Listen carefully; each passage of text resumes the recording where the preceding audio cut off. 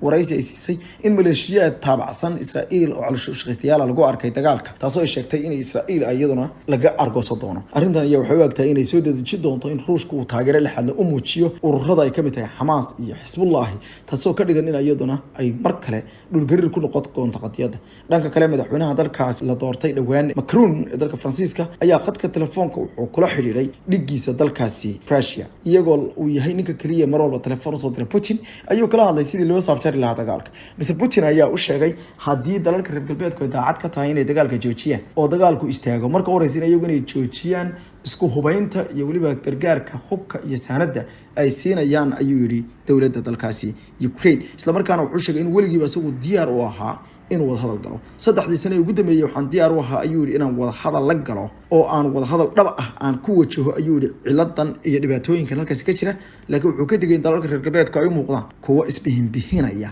marar badanna muujinaya inaysan arrinta daacad ka ahayn Macron wuxuu u sheegay in uu joojiyo hadeerto dalalka saaxiibadiisa reer galbeedka una sheego kuna qanciyo inay hubka saasta iyo saalada ay joojiyaan Puntland qismaha madaxweynaha ee halkaasi hadsan talada ka hayay Axmed Cilmi Cismaan Axmed Dekraash ayaa xalay warqad nimira oo soo saaray wuxuu xilkii kaga qaaday saddex kamid ah wasiirada oo kala ah wasiirka amniga kamaaliyadda iyo kan arrimaha gudaha isagoo saddex kale ka bedelay arrintan ayaa imaanaysa iyadoo maalmihii ugu dambeeyay Axmed Cilmi Cismaan Dekraash uu waday dadaal xoogan iyo waliba safarro uu ku gala bixinayo qaar kamid ah gobolada Puntland halkaas ay ka jireen xaalado abaaro sicir barar iyo waliba iyadoo ay jireen in xukuumadda Saciid Cabdilaahi Dani iyo shacabka Puntland qaarkood ay kala yardheysnaayeen si kastaba ha noqotee warqadda uu madaxweyne ku-xigeenka ahna kusimaha madaxweynuhu uu soo saaray ayaa markale waxay dhirbaxa toos ku ahayd ragga lafdhabarta oo ah taageerada Saciid Cabdilaahi Dani ee uu kaga yimid magaalada Garowe xukunkeeda ka hor inta uusan isagu soo bixin magaalada Muqdisho uu ka wado olole ka dhana sidoo hore u sheegay in madaxweyne Maxamed Cabdilaahi Farmaajo uu xilka ku soo noqon taasoo ku tilmaamay in ay tahay yoolkiisa ugu weyn ee uu ka doonayo inuu siyaasadda Soomaaliya ka gaaro Dekraash marka uu ku sameeyay xalay toole golaha wasiirada waxa loo arkaa inay ku soo aaday kadib markii qaar kamid ah wasiiradaas ay ka dhagaadayeen la shaqeynta sida dhow ee arrimaha ku aadan in uu yahay kusimaha madaxweynaha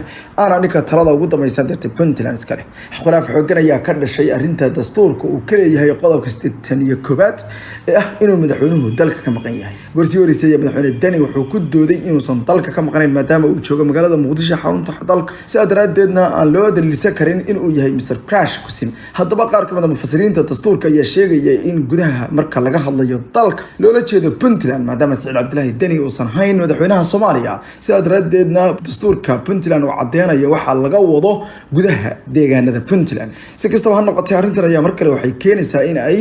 majraha u qabato khilaaf ugu oo sii ragaadiya Puntland hase yeeshee qaar